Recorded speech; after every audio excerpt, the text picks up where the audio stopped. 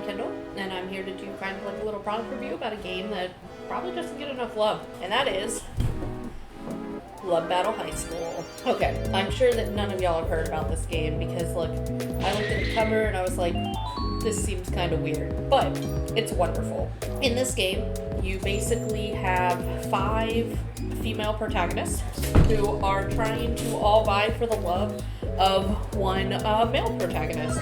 Each player picks one girl that they want to go on a date with the male protagonist at the end of the game. Nobody knows what girl anyone picked. You can all play as each character. So basically you are trying to get the most points and have the character that you are vying for end up going on a date at the end of the game with the male protagonist. It takes place in a high school. On your turn, you move the female characters, and then you get to move the male character. You're trying to get them into rooms and have them like flirt, get jealous with each other. The male can get conditions on him like, oh no, he has a bloody nose, and girls think that that's like not cute. It takes place over the course of a day of high school. Each round is like first period, second period, third period, lunch, fourth period, fifth period, like gym class or something, and then like the 8th round is the actual date. It's really, really cute, very cheeky. Like obviously if they're in the gym, the male is trying to like show off, so he like lifts weights, and depending on like if he rolls a 1, he like injures himself.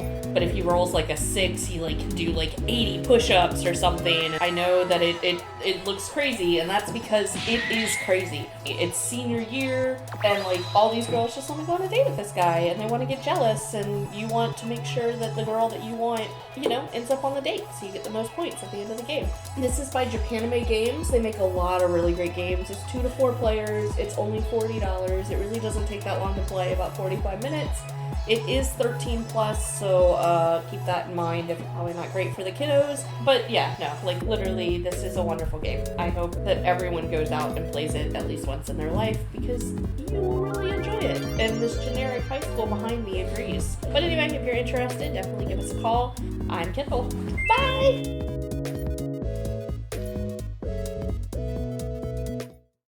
Hey guys, it's JC, and as I'm sure you know by now, I like board games, and I want you to like board games. So today we're going to be checking out Euphoria, which is a board game about working in a dystopian future. So, in Euphoria, 2 to 6 players have all become self-aware enough that they have found out about the other colonies that exist post-apocalypse.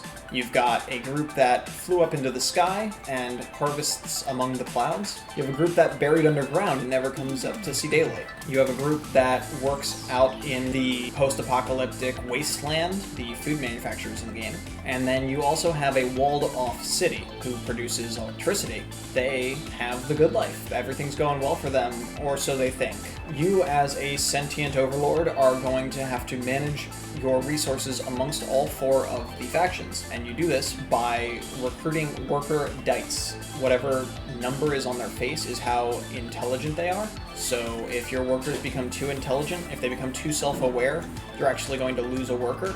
So you have to cautiously bring your dice back to replace them. If your workers add up to 16 plus your community knowledge, they revolt. They run away on you.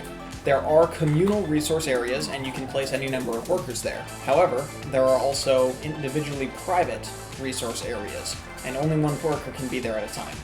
So if you want to use a resource that somebody else has already claimed, you're going to bump their worker back to them. If they've collected a bunch of workers, and you bump a worker back to them, you can put their knowledge level above 16 and force them to lose a worker. If they've already placed all of their workers, you are giving them a free turn that they don't have to spend reclaiming a worker.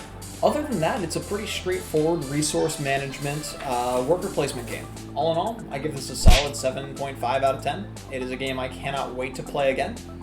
I would say that the 2-player mode is in need of a little bit of fine-tunement, but once you get up to 4, 5, or 6 players, you are going to have a blast with Euphoria.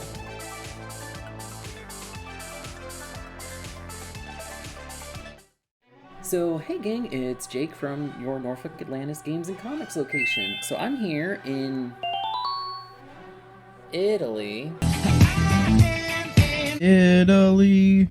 Rome, to talk about something Roman. But the Roman Empire fell so long ago. Ha ha ha. Wrong. Because now we have this new thing called Lex Arcana. It is our core rulebook for the Lex Arcana game. Now some of you may be familiar with Lex Arcana already because about 25 years ago or so, there was an RPG based on this. Well, surprise, it's the same one to an extent.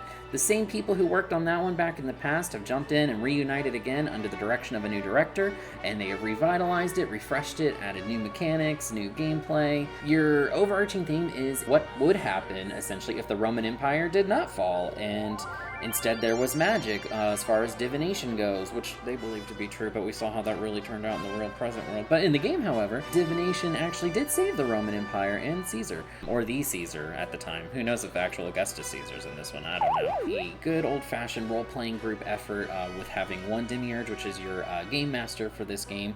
You will all take on the form of custodes. You'll have equipment and experience points, and look at how cool the artwork is in this. This is amazing, honestly. But that is one of the sample characters that you could potentially learn to play. What's interesting about this one is this game does work on what's called a dice score system. It is roughly kind of like Dungeons & Dragons, except your character's ability is measured by these points, and you can roll a different amount of dice based on your maximum points. So for example, your character's dice point is 6. You can roll any combination of dice as long as they can go no further than 6. You can risk it all for a big gamble, or essentially, you know, not do that and risk very little, but still get some reward. Overall, it looks amazing. It looks super fun. I'm kind of excited. I want to try playing it myself. I'm more of a Greek person myself, but I'm always willing to give the Romans a chance, of course. Thank you so much, guys, for joining me today. I hope that this excited you as much as it excited me. I am interested in it. I hope you will come on down and check it out, and maybe we could start a group at some point once the pandemic isn't happening anymore. They ask you how you are, you just have to say that you're fine when you're not really fine. But overall, thanks for stopping by. I appreciate your time, and you have a good rest of your day.